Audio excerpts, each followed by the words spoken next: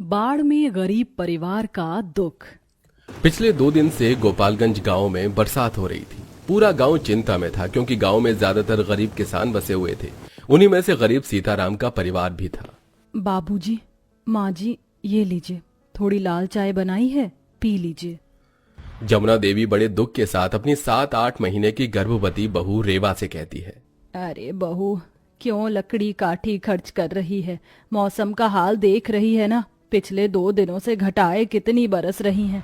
जाने क्यों इस बरसात को देखकर मेरा तो जी बैठा जा रहा है, कहीं ये बारिश गांव को तबाह ना कर दे। अरे शुभ शुभ बोलो भाग्यवान, भूलो मत खेत में धान की फसल लगा रखी है। देखो मनोहर क्या खबर लेकर आता है बाहर से। तभी सिर पर बोरी ओढ़े हुए मनोहर दौड़ा दौड़ा घर आता है। उसे देखते बहन किरण कहती है, क्या बात है भैया, आप हाँफ क्यों रहे हैं? रेवा, किरण, जल्दी जल्दी सारा सामान बांध लो। अरे लेकिन हुआ क्या है मनोहर, पूरी बात तो बता। माँ, समाचार में दिखा रहे हैं कि गोपालगंज गांव में बहुत भारी बाढ़ आने वाली है। यमुना नदी का पानी हमारे गांव में छोड़ दिया गया है। ये सुनकर पूरा का पूरा गरीब परिवार बड़ी चिंता में आ जाता है और घर का मुखिया बूढ़ा सीताराम रोते हुए माथा पीट लेता है। हे भगवान, ये क्या दुख भेज दिया तूने हमारे गांव पर। क्या तुझसे हम गरीबों का जीना खाना भी देखा नहीं जा रहा? क्यों तू हर बार गरीबों के ही परिवार पर बिजली गिराता है? चाहे जो भी हो जाए, मैं अपना घर छोड़कर नहीं जाऊंगा। ये मेरे पुरखों का घर है। सीताराम घर की दीवारों को देख देख कर रोने लगता है। तभी सरकारी ऐलान जारी होता है, सुनो सुनो सुनो, गोपालगंज के गांव वालों के लिए एक जरूरी सूचना। यमुना नदी का जल स्तर बहुत ही ज्यादा बढ़ जाने की वजह से बाढ़ का सारा पानी इस गांव की तरफ आ रहा है। जितना जल्दी हो सके अपनी अपनी जान बचाकर इस गांव से निकल जाओ। बाढ़ की खबर सुनकर पूरे गांव में अफरा तफरी मच जाती है और गरीब परिवार का पड़ोसी हरिया दौड़ा दौड़ा आता है। अरे सीताराम काका, जमुना काकी, सुना आपने? अरे बाढ़ आने वाली है, जल्दी से जो धान गेहूं ओढ़ना बिछाना है सब ले लो और चल लो। अरे तुम लोग देख क्या रहे हो, जल्दी सामान बांधो। बाबूजी चलिए, हम इस घर के लिए जान दांव पर नहीं लगा सकते। जान सलामत रहेगी तो घर फिर बन जाएगा। तभी बिजली चमकती देखकर रेवा की 6 साल की बेटी मुनिया डर से थर थर कांपने लगती है। किरण बुआ, मुझे डर लग रहा है। तभी तूफान में उनका घर भी डगमगाने लगता है, जिससे परिवार के दिल की धड़कन और तेज बढ़ जाती है। दादी दादाजी देखिए, हमारा घर तो हिल रहा है। क्या हम सारे के सारे इसमें मर जाएंगे? मेरा आने वाला छोटा बाबू भी मर जाएगा। ये सुनते ही रेखा की आंखों से आंसू बहने लगते हैं। नहीं बिटिया, हम में से कोई नहीं मरेगा, ठीक है? हिम्मत करते हुए पूरा परिवार सामान बांधने लगता है। इतनी देर में बाढ़ का पानी तीव्रता से गोपालगंज गांव के अंदर घुस आता है और उनके घरों में भर जाता है। किसानों की खेती बाड़ी बाढ़ में डूब जाती है। कई परिवारों के घर उजड़ जाते हैं और बहुत संख्या में परिवार मारे जाते हैं और गरीब परिवार भी बाढ़ की चपेटों में आ जाते हैं। सब कोई एक एक करके घर से बाहर निकलिए। माँ, बाबूजी, किरण, चलो निकलो जल्दी। भैया, भाभी तो अंदर ही छूट गई। किरण, तुम मुनिया को लेकर निकलो। सब सावधानी बरतते हुए जैसे तैसे बाहर निकलते हैं। तभी एक दीवार धंस जाती है और रेवा पर आ गिरती है। उसी वक्त उसे पीड़ा शुरू हो जाती है।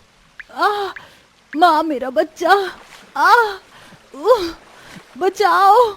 मनोहर पूरी ताकत लगाकर दीवार हटाने लगता है। तू डर मत रेवा, मैं तुझे कुछ नहीं होने दूंगा। बाढ़ के चलते तेजी से दीवारों में दरारें आने लगती हैं। दोनों जैसे बाहर निकलते हैं, घर गिर जाता है और लोग जल्दी जल्दी अपनी जान बचाने के लिए नावों में सवार हो जाते हैं। लेकिन उस गरीब परिवार के पास कोई यातायात का साधन नहीं था। रेवा, तू ठीक तो है? अजी, मुझे बहुत दर्द हो रहा है। कुछ करो, मैं चल नहीं पाऊंगी। मनोहर अपनी पड़ोसी के नाव को जाता देखकर उससे मदद के लिए गुहार लगाता है। हरिया भाई, मेरी पत्नी बड़ी पीड़ा में है, तुम्हें तो पता है वो पेट से है, उसे अपनी नाव में बिठा लो। अरे ठीक है मनोहर भाई, तुम लाओ भाभी को। लेकिन तभी हरिया की पत्नी सुभद्रा उसे मना कर देती है। अरे बौरा गए हो क्या, देख नहीं रहे हमारे नाव में पहले से ही सामान भरा पड़ा है। चलो नाव खींचो। हमको माफ करो मनोहर भैया, हम तो खुद अपने रिश्तेदारों के यहाँ जा रहे हैं। आपकी पत्नी को कहाँ कहाँ ढोते फिरेंगे। ये बोलकर वो नाव से निकल जाते हैं। लेकिन गरीब परिवार उस बाढ़ के पानी में बुरी तरह फंस जाता है। तभी हिम्मत हारता हुआ ससुर कहता है, अरे हम सब का अंत आ गया है, हम में से कोई नहीं बचेगा। बाबा ऐसा कुछ भी नहीं होगा, चलो एक दूसरे का हाथ पकड़ लीजिए। मुनिया बेटी तू मेरे कंधे पर आ जा। मनोहर बेटी को कंधे पर उठा लेता है। सब हाथ पकड़कर आगे कदम बढ़ाते हैं। बाढ़ का पानी इतने हद तक था कि बार बार लहरें उफन रही थी। बाढ़ में डूबी पथरीली जमीन में सबके पांव छन्नी हो जाते हैं। तभी बाढ़ की जोरदार लहरों में एक घना पेड़ गिर जाता है, जिससे बूढ़े सास ससुर का हाथ छूट जाने से वो परिवार से बिछड़ जाते हैं। किरण बिलख बिलख कर रोती है। माँ, माँ, बाबा। हे राम जी रक्षा करो भैया, माँ बापू हमसे छूट गए। किरण आगे चलना होगा, बाढ़ का पानी और ज्यादा भर रहा है। दिल पर पत्थर रखकर सब पानी में तैरते हुए लगभग 1-1.5 दिनों के बाद काफी आगे आते हैं। जहां सूखी जमीन नजर आती है सब वहीं बैठ जाते हैं। जहां खाने पीने का बड़ा बाजार लगा हुआ था।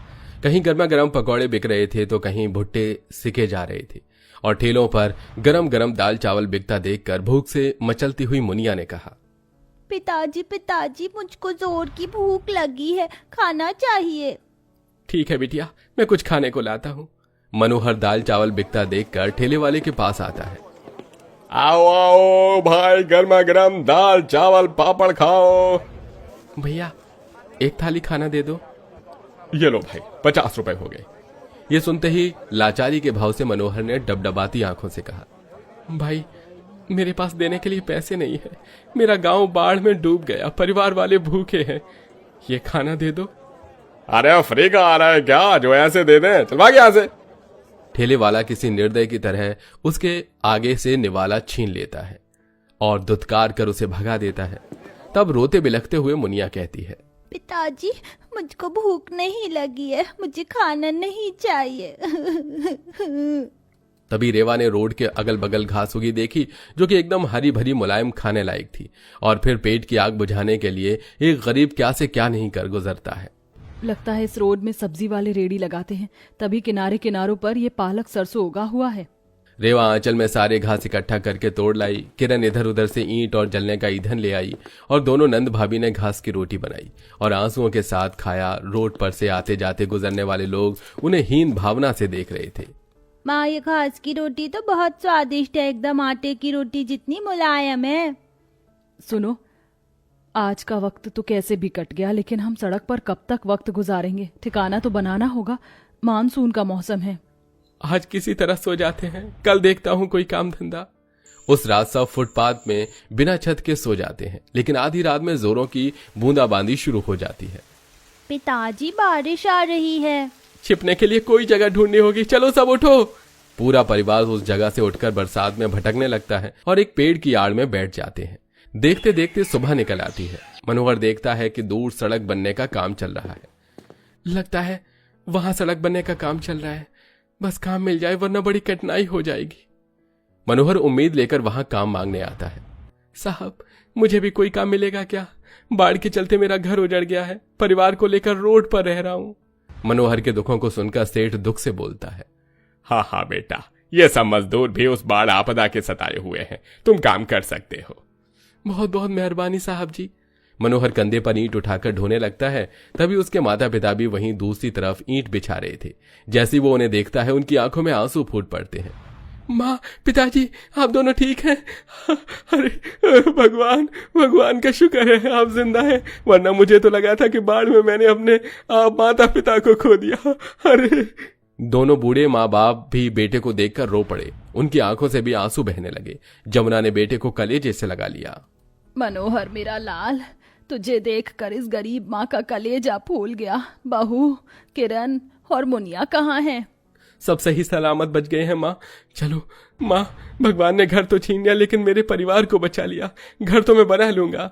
तीनों मिलकर अपने हिस्से की मजदूरी पूरी करते हैं और शाम को मनोहर अपने माता पिता को लेकर आता है, जहां दोनों नंद भाभी रोड पर ही रोटी बना रही थी। किरण, किरण देख, बहन मैं किसे लाया हूँ। अपने माता पिता को आंखों के सामने देखकर किरण फूट फूट कर रो पड़ी। माँ, पिताजी आप ठीक हैं? आप ठीक हैं? हाँ बेटिया, अभी तेरा कन्यादान भी तो करना है हमको, लेकिन पहले घर बनाना है। सब संग मिलकर घर बनाएंगे बाबा। अंत में पूरा परिवार संग में मिलकर अपने लिए बसेरा बनाते हैं और मेहनत से 2 रोटी कमाकर खाते हैं। लेकिन बाढ़ में छीन लिए गए अपने गांव घर के दुख से उभरने में उस परिवार को एक बड़ा वक्त लग जाता है। हर साल ही बाढ़ में लाखों परिवार का घर उजड़ जाता है, लेकिन फिर भी हर हाल में जिंदगी जीनी पड़ती है।